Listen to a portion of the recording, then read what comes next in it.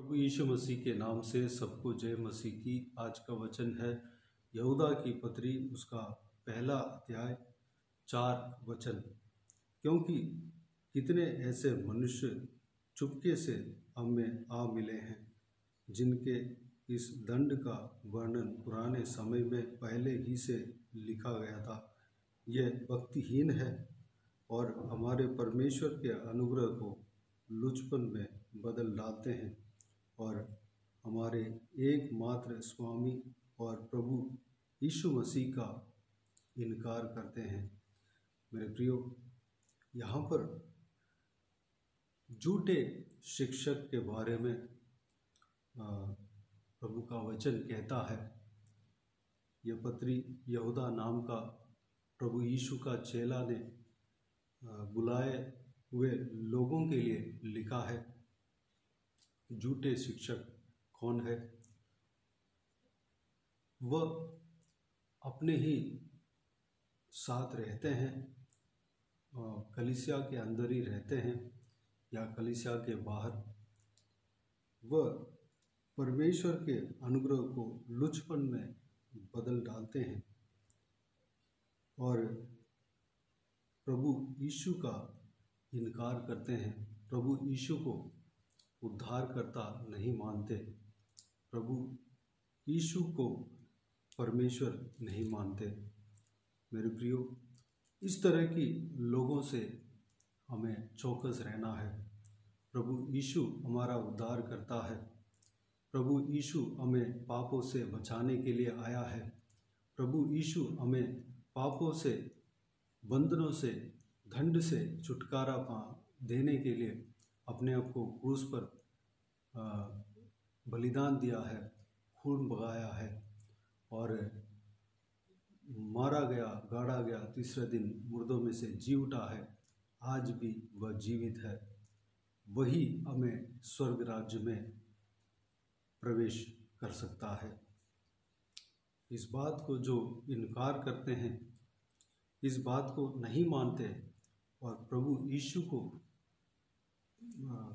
परमेश्वर करके अंगीकार नहीं करते, उनसे हमें चौकस रहना है। इसी बात को हम यूहन्ना की दूसरी पत्री, उसका पहला अध्याय 7 वचन में हम देख सकते हैं। क्योंकि बहुत से ऐसे भरमाने वाले जगत में निकल आए हैं, जो यह नहीं मानते कि यीशु मसीह शरीर में होकर आया। भरमाने वाला और मसीह विरोधी यही है। मेरे प्रियो, इस तरह की उपदेश, इस तरह की शिक्षा से हमें बचकर रहना है, हमें चौकस रहना है। हम जो पवित्र बाइबल में जो सत्य लिखा है, उसी के अनुसार हमें चलना है। प्रभु यीशु ही मार्ग है, सत्य है और जीवन है।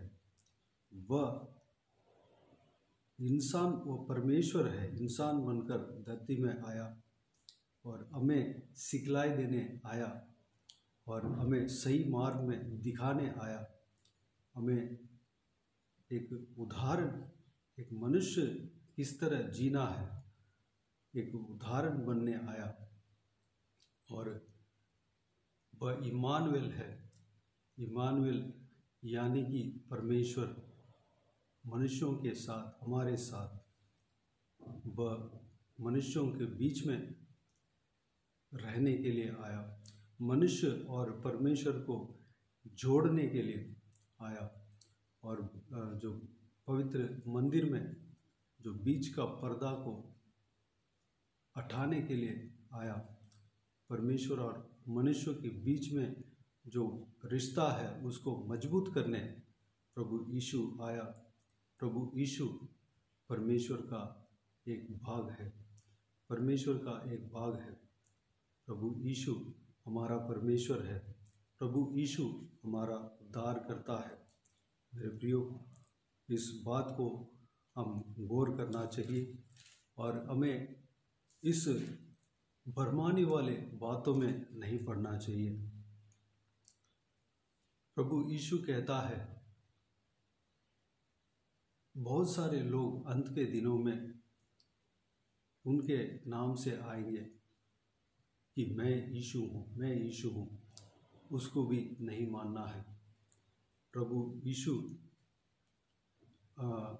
जब उनका आगमन में अकेले में किसी से उनका आगमन जब होता है अकेले में नहीं मिलेगा, बल्कि सबके देखते आकाश में, मध्य आकाश तक वह आएगा। तुरही फूंकी जाएगी और पवित्र लोग उठा लिए जाएंगे। मेरे प्रियो, सत्य वचन में जिस तरह कहा गया है उसी तरह आने वाला समय में होगा। सत्य वचन में जिस तरह कहा गया है उसी को ही हम मानना है। इस परमेश्वर के वचन को बरमा कर जो बोलते हैं, बरमाने वाली बातों पर हमें नहीं पड़ना है। वह दंड की ओर हमें ले जाने का युक्ति बनाते हैं। मेरे प्रियो, इस विषय में हम चौकस रहें। आइए हम प्रार्थना में जाएं। हमें जो विश्वास मिला है, जो तीसरा यहूदा की पत्री उसका पहला अध्याय तीसरा वचन का आखिरी आयत में आखिरी पद में इस प्रकार लिखा है, मैंने तुम्हें यह समझाना आवश्यक जाना कि उस विश्वास के लिए पूरा यत्न करो जो पवित्र लोगों को एक ही बार सौंपा गया था। हमें जो विश्वास हमें मिला है, जो हमारे लिए सौंपा गया है, विश्वास के जीवन में हमें स्थिर रहना है, पूरा यत्न करना है। मेरे प्रियो, हमें परमेश्वर प्रभु यीशु के साथ जो दौड़ है उसमें बने रहना है। चाहे कैसे भी कठिनाइयाँ आए, चाहे कैसे भी परिस्थिति हमारे खिलाफ आए, परमेश्वर प्रभु यीशु के साथ हमें दौड़ने का उस काम को हमें पूरा करना है। हमें परमेश्वर से मुकुट पाना है। हमें जो हमारे लिए दौड़ जो परमेश्वर ने नियुक्त किया है उस दौड़ में हमें दौड़ना है। बीच में यह परमेश्वर के वचन के खिलाफ जो बरमाने वाले बातों में कान नहीं लगाना है। प्रभु यीशु का वचन को मानकर उसके अनुसार हमें चलना है। तो आइए इस विषय के अनुसार हम चलने के लिए अपने आप को परमेश्वर के हाथों में समर्पित करें। जो यीशु मसीह को परमेश्वर कहता है, जो यीशु मसीह का प्रचार करता है और यीशु मसीह को परमेश्वर कहता है, वह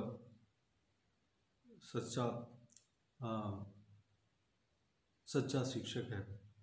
मेरे प्रियो, हमें चौकस रहना है।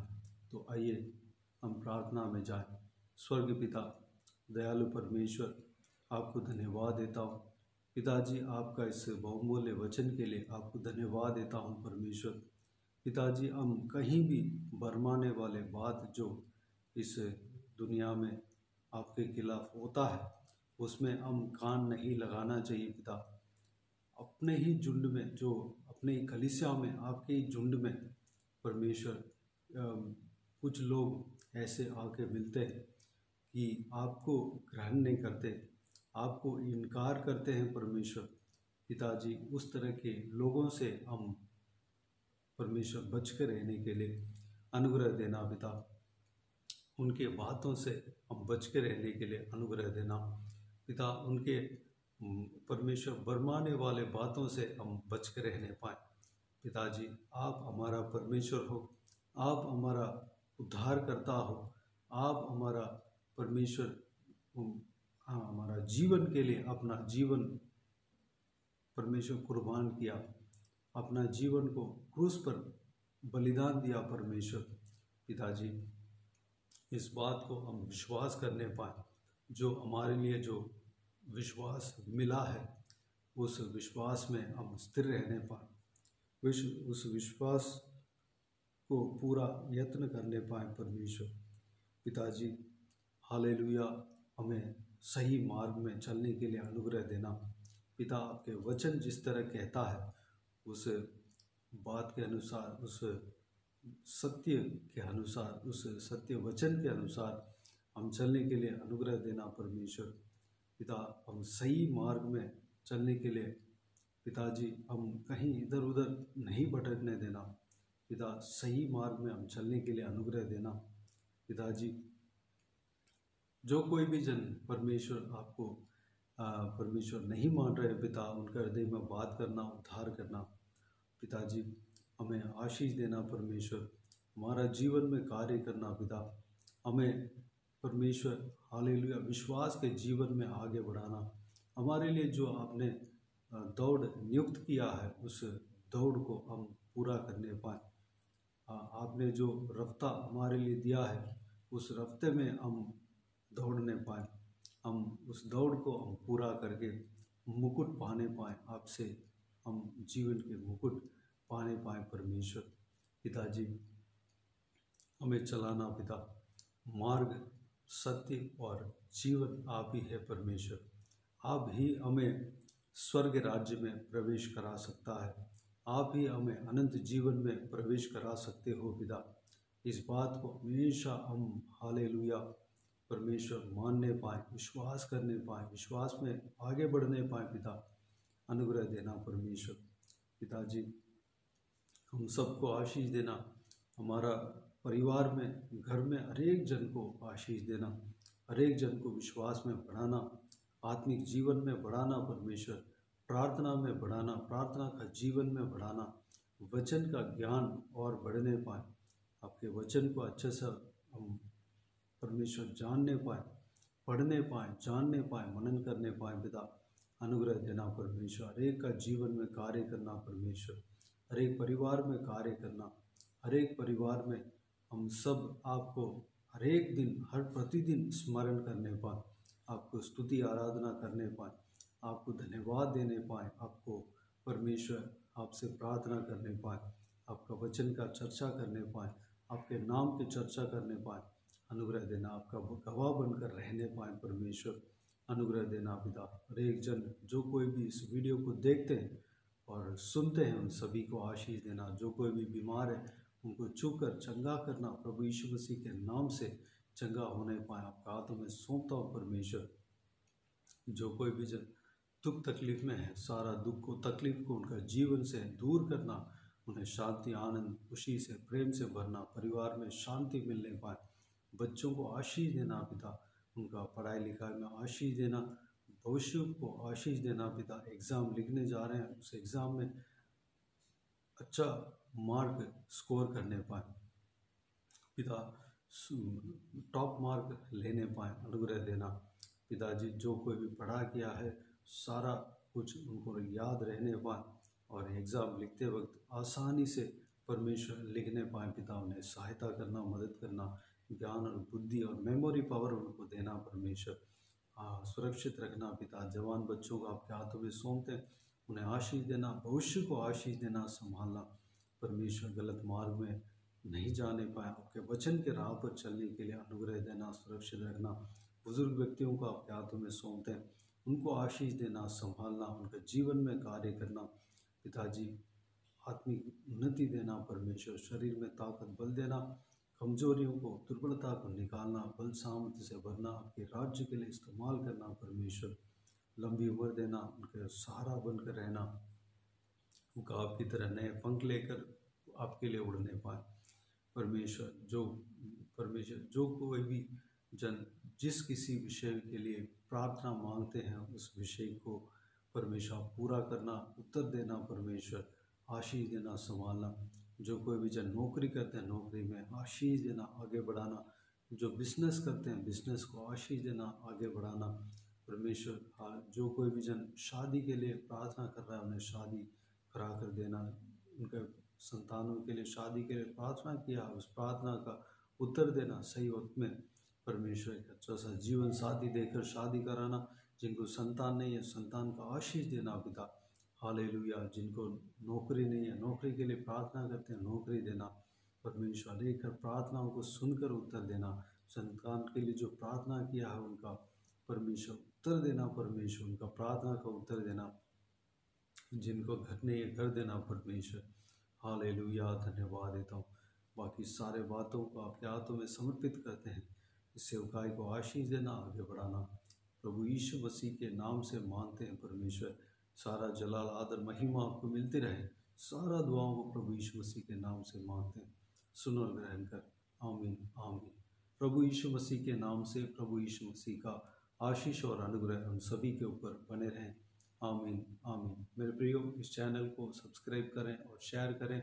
अगर किसी को भी प्रार्थना का विषय हो तो डिस्क्रिप्शन में दिए हुए नंबर पर कॉल करके प्रार्थना करा सकते हैं, या व्हाट्सएप में वॉइस मैसेज के ज़रिए या टाइप करके हमें बता सकते हैं। हम आपके लिए प्रार्थना करेंगे। विशेष करके बुधवार और शनिवार को आपके व्हाट्सएप में वॉइस मैसेज के ज़रिए प्रार्थना करके भेज दिया जाएगा।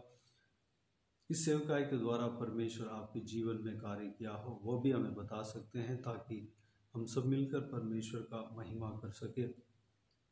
प्रभु यीशु आप सबको आशीष दें। आमीन आमीन।